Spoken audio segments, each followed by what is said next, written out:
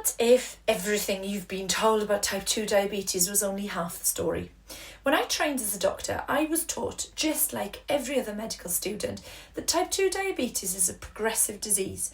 That means you're expected to get worse over time. The message was clear. Once you're diagnosed, you'll need to start on tablets, and eventually, as the years go by, you'll need more and more medication. The expectation was that at some stage, tablets wouldn't be enough, and you'd end up having to inject insulin. Complications, problems with eyes, kidneys, nerves and the heart were almost seen as inevitable. It was all about managing decline, not about cure or getting better.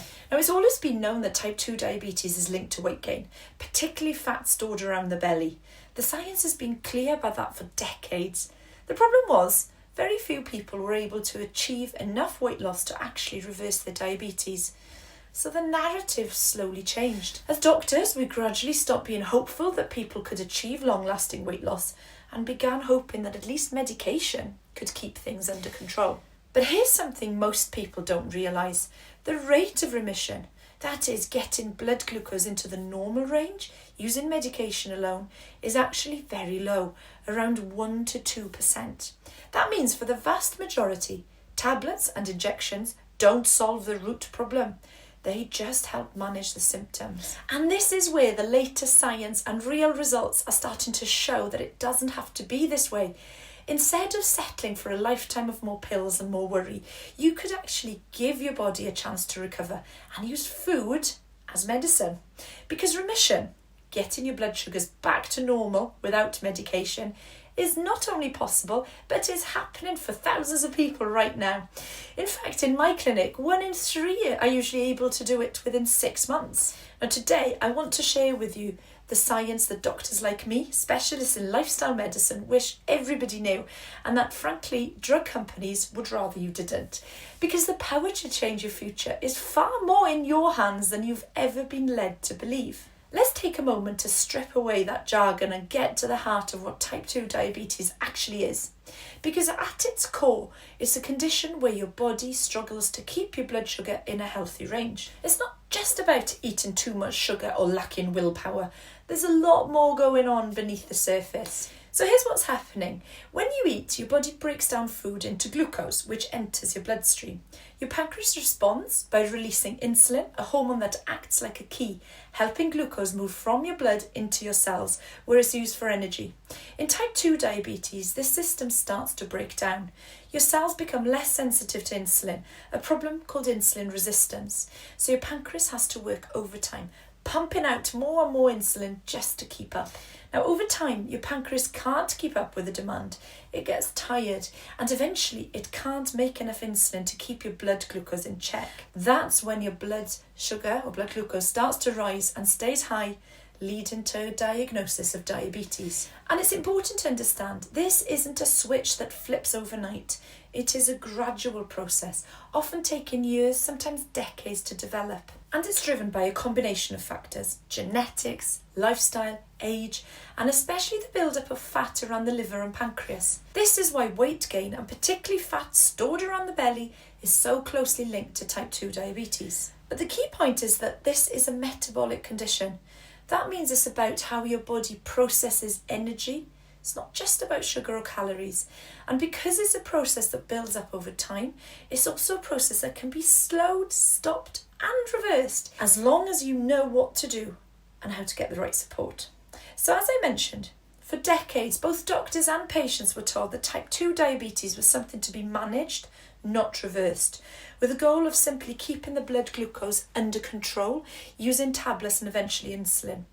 The idea of remission was rarely even discussed because very few people were able to achieve the level of lasting weight loss needed for true change. There's another factor though that's hard to ignore: the influence of the pharmaceutical industry. Medications are big business, and the focus has long been on developing new drugs to manage blood glucose rather than helping people make the lifestyle changes that could address that root cause. Tablets and injections can help control blood glucose, but they don't fix the underlying problems, they just mask it. And as I mentioned earlier, the actual rate of remission using medication alone is incredibly low, just 1 to 2%.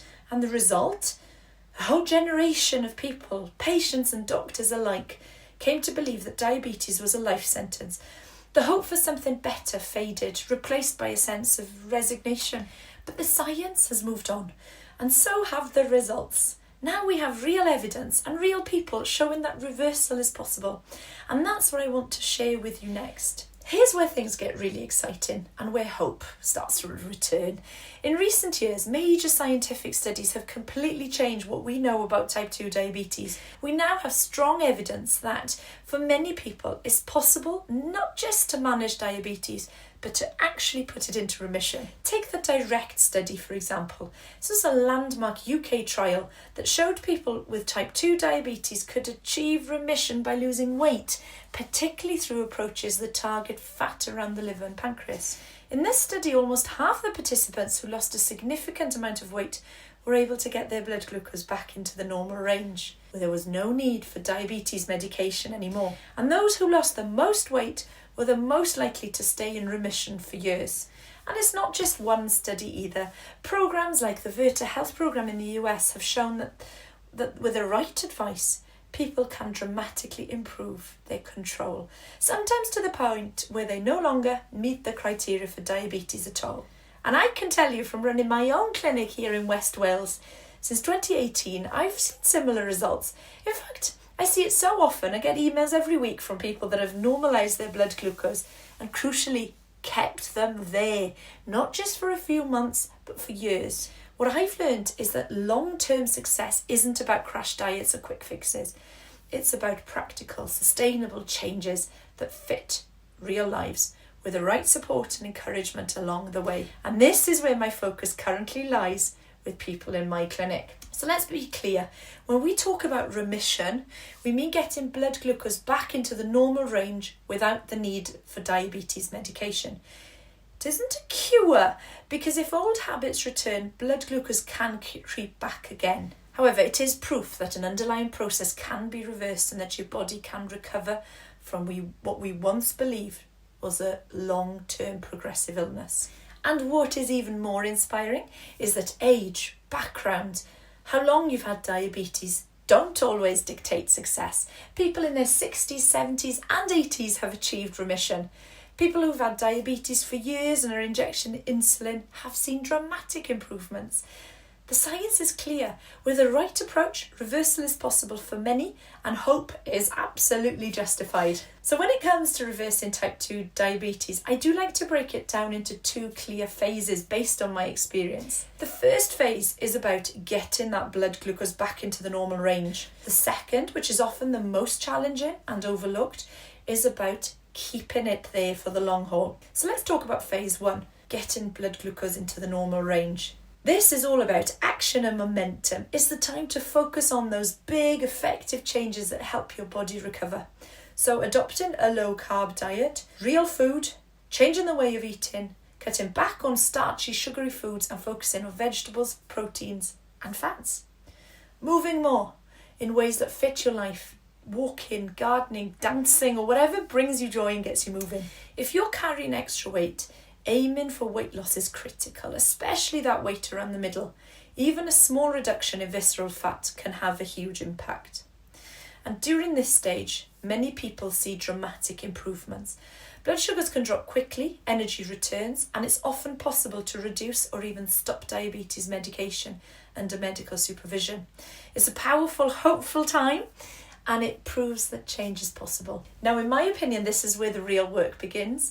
Phase 2 is all about making your new habits stick, not just for a few weeks or months, but for years to come. And this is really just about food or exercise. It now becomes about mindset. And this is what I see in my clinic all the time. People hit a plateau, or life gets busy, old habits start to creep back in. Mindset blocks pop up. These feelings of I'm not worth it, I always fail, or one treat won't hurt. Self-sabotaging behaviours do sneak in, especially when you're stressed, tired or emotional. That inner critic gets loud and it becomes easy to slip back into old routines. Phase 2 is about learning to spot patterns before they derail you. It's about building self-awareness so you can catch yourself when you start to drift. Gently bring yourself back on track. It's about making your lifestyle changes easy, enjoyable enough that you don't have to rely on willpower alone. Some of the most successful people I've worked with have achieved both of these phases. They've found new ways to celebrate and reward themselves that don't involve food.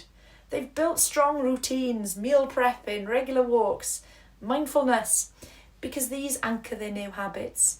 And they have, of course, reached out for support, whether family, friends, community, or me, or others on the same journey. Setbacks actually aren't failures, they're just part of a process. Long-term remission isn't about perfection. It's about resilience, self-understanding, making it easy, and keeping going, even when life throws you all these curveballs. So remember, phase 1 is about getting your blood glucose down. Phase 2, the real secret to lasting change, is about building a mindset and a lifestyle that supports you for the long haul. That's where true transformation happens. If the science is so clear and real people are putting type 2 diabetes into remission, you might wonder, why isn't everyone doing it? Why do so many people feel stuck, frustrated, or resigned to a lifetime of medication? Well, the truth is, there are barriers. Some personal, some medical, and some built into the very systems we rely on for health advice. Well, it takes time for new science to filter through to every GP surgery and clinic. Sometimes even when doctors know reversal is possible, they worry about giving false hope, or they simply don't have the time or resources to offer the level of support needed for real lifestyle change. The influence of the pharmaceutical industry, and let's be honest, medications are a big business. There's been a huge focus on developing new drugs to manage diabetes rather than on helping us make the lifestyle changes that could really address and make a difference. Drug companies don't profit when you no longer need medication. So the message of remission has always been lost. We live in a world, of course, that makes unhealthy choices easy and constant. Supermarkets, adverts, takeaways, well-meaning friends can make it feel, does make it even more difficult. And of course, celebrations, traditions are all built around food. So it's hard to be constantly resisting. So if you're feeling overwhelmed by the barriers, I want you to pause for a moment, because real world success stories are happening every day and in clinics just like mine and in people from every walk of life. I've seen people in their 40s, 50s, 60s and beyond, some newly diagnosed, others who lived with it for years, turn things around. They're not superhuman athletes that are in the gym all the time or people with endless willpower. They're just ordinary people with busy lives, families, jobs, and all the usual ups and downs. Some have a strong family history, some have struggled with their weight for decades, and some have tried more diets than they can count. What sets them apart isn't perfection, it's a persistence and a willingness to try something different. They start small, swapping out sugary breakfast, adding in a daily walk, or learning new ways to manage stress. They reach out for support, or when motivation dips, and they can pick themselves up after setbacks rather than giving up. And over time, their blood glucose drops, their energy returns, and their confidence grow. Some are able to reduce or even stop their medications very quickly, and many find they're enjoying food and life more than ever. Your body is capable of healing, and your story is not finished. So with the right approach and the right support, you can absolutely achieve results you may have thought were out of your reach. And if you're ready to take the next step, want real practical guidance on how to start your own journey towards remission, I have created a free health breakthrough video series just for you. In it, I break down the steps you can take to lower your blood glucose, regain your confidence, and build a lifestyle that truly supports your health, no matter where you're starting from. So make sure you click the links to watch these series for free, and best wishes for your journey. Thank you.